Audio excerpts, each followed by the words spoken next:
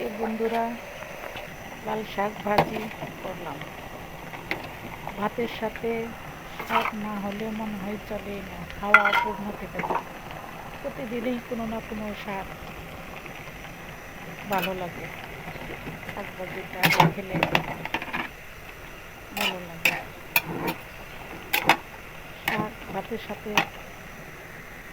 ভালো লাগে,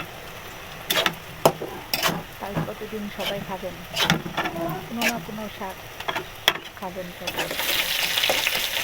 আর ভিডিওতে লাইক, কমেন্ট, শেয়ার, ফলো দিবেন, সাবস্ক্রাইব করবেন।